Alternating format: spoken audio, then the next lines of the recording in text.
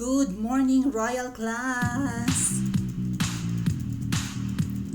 What's up mga Mawinians? This is the Princess of the Universe, Maui Spencer. Welcome sa Harapan YouTube channel. Okay, as promised, maglalagay tayo ng content dito na hindi na-discuss sa Princess Maui channel natin para mag-grow naman po itong ating backup channel. Kasi pinaparusahan na naman ang iyong purchase ng YouTube, so gumawa tayo ng panibago. And gawa lang ng panibago at tanggapin na lang ng tanggapin ng parusa, wala naman tayong magagawa, diba? Speaking of parusa, si PRRD mukhang mapaparusahan. Makukulong ba ang ating Pangulo? Siya po ay tuluyan ng sinampahan ng kaso. Okay, pag-usapan po natin yan. At bakit kakasuhan ng ating Pangulo? Ay, okay, sige. Ay, Diyos ko, ginoo ko. Open ko lang ha. Ano ang kanyang violation? Ano ang kanyang nagawang kasalanan sa lipunan? Ano ang nagawang kasalanan sa taong bayan? Bakit kakasuhan ang nakaraan nating Pangulo? Ito ba ay pamumulitika or guilty talaga siya sa kaso or sa kung anumang krimen na ibinabato sa kanya? Okay? Ito po ang post. May pa-media advisory. Ano yan? Ano yan? Movement against, titingnan ko yung logo. Itong logo. Movement against what the? Arinig kong kapitbahay. Whatever, hindi ko babasa. Malabo ang mata ko. Basahin yung mga atit ko yan. Malinaw naman siguro dyan sa inyong end, no? So, media advisory, Honorable Franz Castro will file a criminal complaint against former President Rodrigo Duterte. Sino si Franz Castro? Siya po yung ACT Teachers Party List. Siya yung party list ng mga teachers. So, maraming party list yan. May mga party list siguro na magsasaka ng mga ibang professionals, di ba? Ibang mga nasa laylayan. Yan po yung purpose ng party list. Magkakaroon sila ng representative or kinatawan, diba, sa ating legislative department. Yan nga po yung House of Representatives, para naman yung kanilang mga concern, yung kanilang mga hinaing at pangangailangan mai-cater naman ng gobyerno. Syempre, yung mga nire-represent naman po ng mga kongresista ng mga kani-kaniyang distrito ng probinsya, yun naman po ang kanilang tutulungan, diba? Yung mga congressmen natin ng iba't ibang probinsya at distrito, sila yung magdadala ng projects para sa kanilang constituent and constituencies. So, meron din naman po mga kongresista na hindi naman talaga representative ng mga probinsya at distrito, kundi representative lang ng mga ibang grupo ng mga tao na nasa laylayan.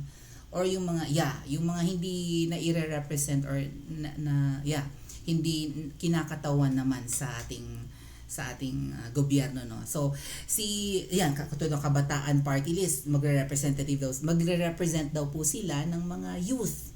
Pero Diyos ko po, parang makakaliwa naman yung Kabataan Party List. Gabriela supposed to represent women, di ba, yung mga naaapi malamang ng mga kababaihan, no, at kabataang babae. Pero parang makakaliwa rin naman. Yan, mga akbayan, anakbayan, kung ano-ano pang mga bayan-bayan thingy, para i-represent daw yung mga maralita nating kababayan. Pero, tapos itong ACT Teachers Party List, according sa mga bumaba ng NPA and even kay General Parlade, ito daw po ay mga legal front ng makakaliwang grupo. Legal front ng mga NFE, ng mga terorista. Bakit pinapasweldohan pa ng pera ng taong bayan? Ba't hindi pa sipain sa pwesto ang mga yan? Mabuti na lang, 3 na nga lang yung nanalo ngayon, yung Gabriela, Kabataan, at saka yung ACT Teachers. Yung mga bayan-bayan muna na naligwak ng elections, buti nga. Hindi ko lang alam kung bakit nakalusot yung 3 party list na nabanggit ko. Pero yun nga po, nagsampa na po sa Office of the Prosecutor, or magsasampa sa Office of the City Prosecutor ng Quezon City. May pa-press con sa Max's Restaurant sa QC Circle. May mga pagbabanta daw po kasi si Pangulong Duterte laban kay incumbent House of Representative Franz Castro. Babae yung Franz Castro, maiksi ang buhok, mukhang Dora. Posing a serious effect to her personal liberty and security. Honorable Castro, yung ACT Teachers Party List representative, will be accompanied by blah blah blah, there will be a sit down blah blah blah, media coverage is requested. Talaga may pa-press con. Nung si Attorney Glenn Chong nagpa-press con, walang pumapansin ng media. Feeling ko to papansinin talaga kasi ang tina-target ay dating Pangulo. O di ba? Super sampa sila ng kaso sa ating Pangulo. May banta daw po sa buhay ni Franz Castro ang ating mahal. Parang hindi ko naman parang wala naman ako narinig na sinabi ni PRRD na ipapapatay niya si Franz Castro. 'Di ba? Or ipapabang-bang niya. Wala akong narinig. Ano to ba? You think mga ate at kuya, ngayon pa lang tanungin ko na kayo, manalo kaya si Franz Castro laban kay PRRD? Si PRRD ay prosecutor, si PRRD ay abogado, alam niya ang kanyang ginagawa. You think ang isang abogado na alam ang batas ay magba-violate ng batas? Sila nga yung mas knowledgeable among other professionals, di ba? Sila yung nakakaintindi. Well, Franz Castro is a legislator, gumagawa ng batas, maybe naiintindihan din naman niya ang batas. Pero hindi kasi intindi ng kaalaman at expertise ni PRRD. Dahil pinag-aralan ni PRRD yan sa school, di ba? And in fact, sa kanyang kagalingan at kabutihan, naging Pangulo pa ng Pilipinas. So bakit tong Franz Castro ay parang nagbabalat sibuyas? Siya lang ba yung nabanggit ni PRRD kasi si PRRD nagpapa-interview kay Pastor Quiboloy sa Gikan sa Masa. Baka si Franz Castro ang isa sa nabanggit ni PRRD na, alam yun na, legal front ng mga kaliwa. So hindi lang nila mabanggit dito yung word na red tagging, kung nire-red tag man sila ni PRRD, pero magsasampa na nga daw ng kaso. Maipakulong kaya ni Franz Castro si PRRD? How ironic po na ang DepEd Secretary ay anak ni PRRD, si VP Sara. DepEd Secretary, sakop niya ang welfare ng mga, di ba? Ng mga nasa schools, no? Faculty members, lahat ng empleyado ng schools. Yan, teachers, kung sino-sino pa. And also, kasama dyan yung mga learners, yung mga estudyante, sakop ng DepEd, di ba? Ito namang si Franz Castro, representative nga ng mga teachers, sakop niya yung mga guro. So, in a way, dapat ang objective ng DepEd, lalong-lalo na ni VP Sara, ay dapat inline din kay Franz Castro. Pareho nilang concern yung yung welfare ng mga guro. Kay VP Sara nga lang mas malawak kasi sakop niya pati estudyante. Kaya nga gusto ni VP Sara ng confidential funds, Franz Castro. Dapat nag-a-agree ka kay VP Sara, hindi dapat kayo nagbabanggaan.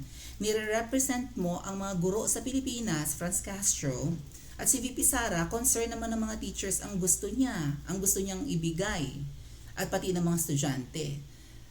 Nire-representative mo ang mga guro, Franz Castro, na kami ngang mga teachers ang second parent ng mga bata. Mas lamang nga ang oras na inilalaan ng mga bata sa mga teachers, sa mga oras na sila'y gising kesa sa kanilang mga magulang.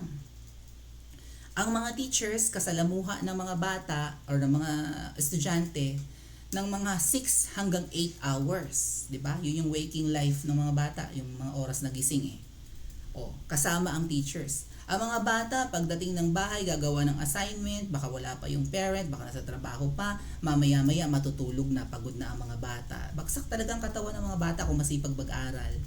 So, mas lamang yung oras na inilalaan ng mga bata sa pakikisalamuha sa kanilang mga guro kaysa sa kanilang mga magulang. Okay? Huwag nating bilangin yung oras na natutulog ang bata sa bahay. Yung oras na gising. Mas maraming oras ang inilalaan ng mga bata habang sila'y gising, nakapiling ang kanilang teachers kaysa sa mga magulang. In time of school year, di ba?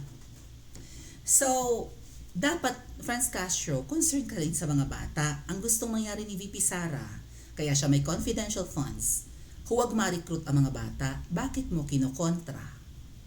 At tapos ngayon, tina-target mo pa ang tatay. Kakasuhan mo, bakit? May death threat na ba sa'yo dahil lang sa mga sinabi ni PRRD? Pinagbantaan ka ba niyang papatayin ka? Literal? Wala akong ma-recall.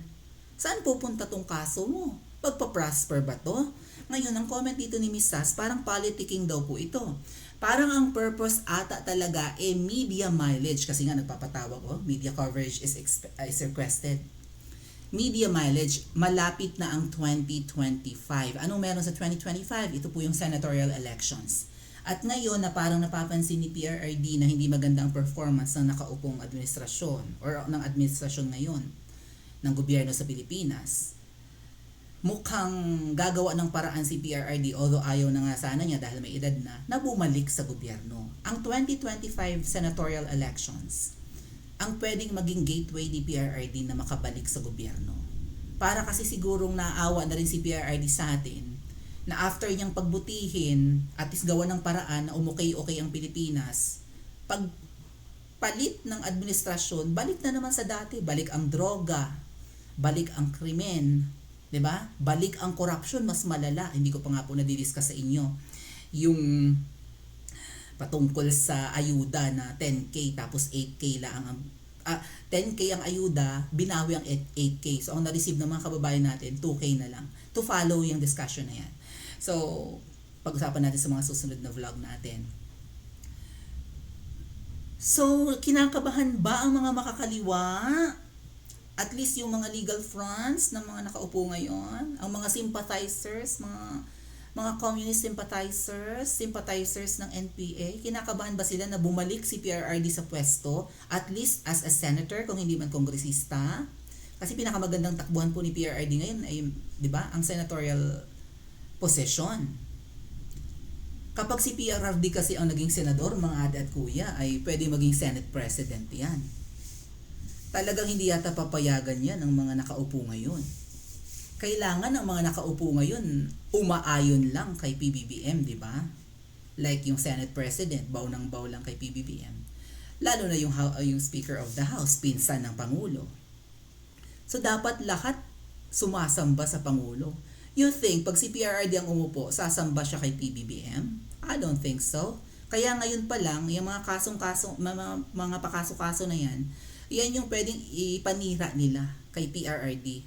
No? Gagawa nila ng paraan na maging mabantot ang pangalan ng dating Pangulo sa taong bayan para huwag suportahan sa 2025. Sa tingin ko hindi magpa-prosper ang kasong yan eh. Ano lang, paninirang puri lang. Would you agree with me? Comment nyo po sa comment section at mag-like and subscribe din po kayo.